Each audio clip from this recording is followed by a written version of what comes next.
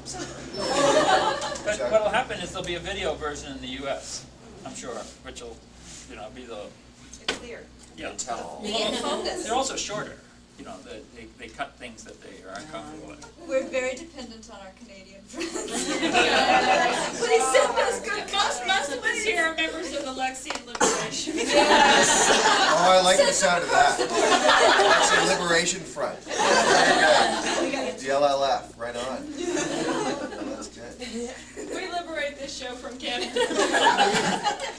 The funny thing about shooting that day on that episode of Boomtown was it just so happened that the very next day the Prime Minister came here. So if the schedule had been like, and we were just doing like this volleyball thing, he came onto our set down there, and we were doing, it was block shooting, whatever. It was volleyball was kind of going on, the game.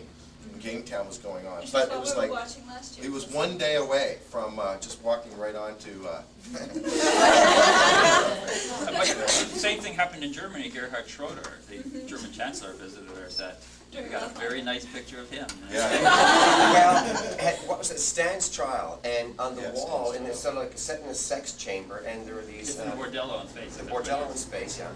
And there are ladies there, golden cast ladies with snaky legs and snaky arms and prodigious thoughts. Huge trucks of land. Yeah, and totally naked. And there's this image of all these press guys just ran on, about like 200 of these guys. The doors just burst open. He comes and he's shaking hands, and we're like Captain Michael and I guess it was Xenia and myself. We're sitting around or standing around, chatting away, shaking his hand, like photo ops.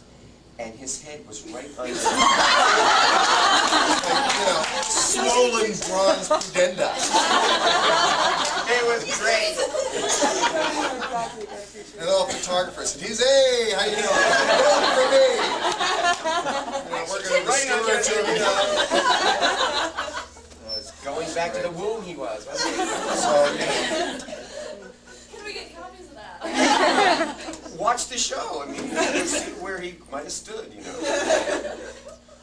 How does sci-fi get the ratings? Where do they get families and drive them to watch? Well, I've always wondered about that. It's Nielsen family. So what you have is just, I don't know.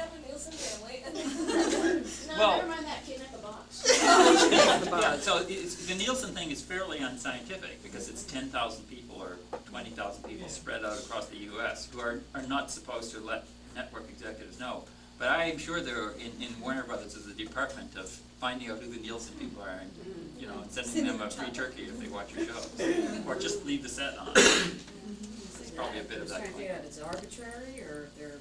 It's a very rough measurement. See, and also another thing about it is that they don't know if people are actually watching the commercials, if they're muting or if they're changing channels. They don't know if anybody's sitting in front of the TV. They just know that it's on for that show. So it's pretty rough. And they don't know if they're paying attention. They don't know who's watching it, And they do to a certain extent because they know who's the Nielsen family. And they used to ask them to fill out a log and say who was watching it. I don't know if they do anymore. But it makes a difference because They give you a free pencil, too.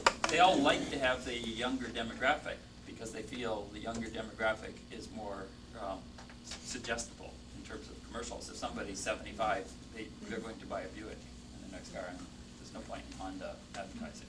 But us mid-30s types have more money. disposable income. Yeah. I was wondering if Well, the broad appeal of I was wondering if the broad appeal of Lex might be hurting it because if you're getting 15% of the teens and then another 20% of the 20s, and you can't really aim your commercials at The anyone. demographic of Lex is actually pretty ideal for them because it sort of concentrates on people under 40, 15 to 40, and that's what they want. Okay, I was wondering. And also, I would make the argument that another thing is that it's a different type of person who watches Lex than watches WWF. And the type of person you know, Both of which are great science fiction shows. no, there's a wonderful thing that happened related to that, but Yeah, but both- they've got a better special effects budget. but probably the average some of their lifespan actors has are a pretty has a good, higher too. They're all damn good. spends more money on you know, but it may be all on drugs, so it doesn't have much effect. But there was this woman who was a spokesman for the WWF, and I thought this is where, well, maybe the show is working in the U.S. because she was on TV, and she stated that someone said they've got this new WWF show, which is women wrestling, and they said, look, there's nothing more to it but sex and violence, and she said, we are not the Lex of sports.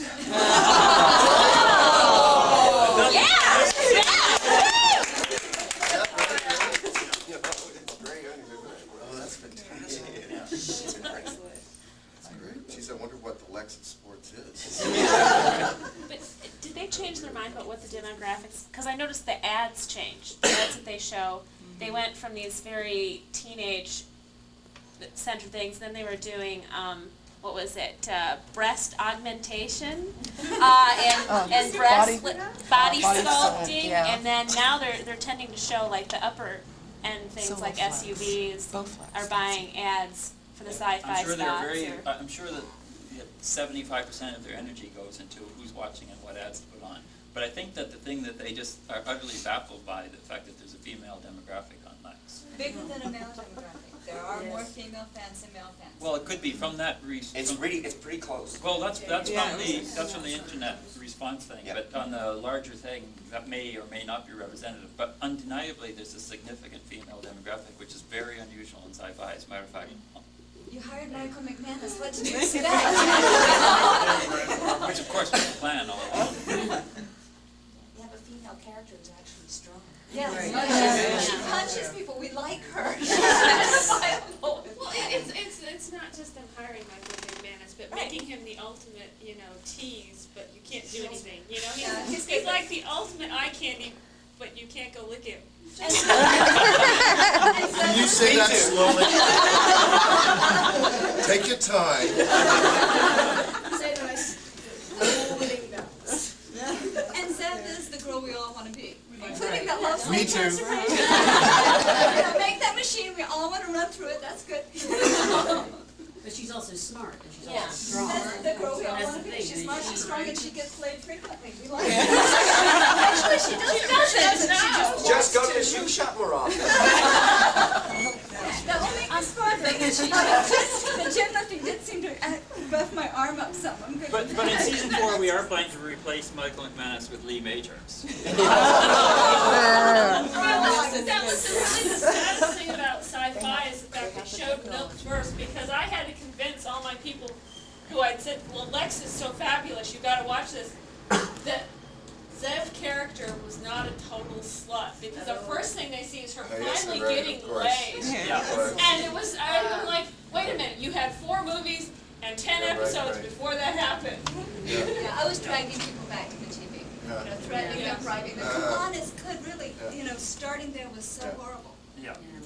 But I mean, Showtime actually suggested that we use Lee Majors.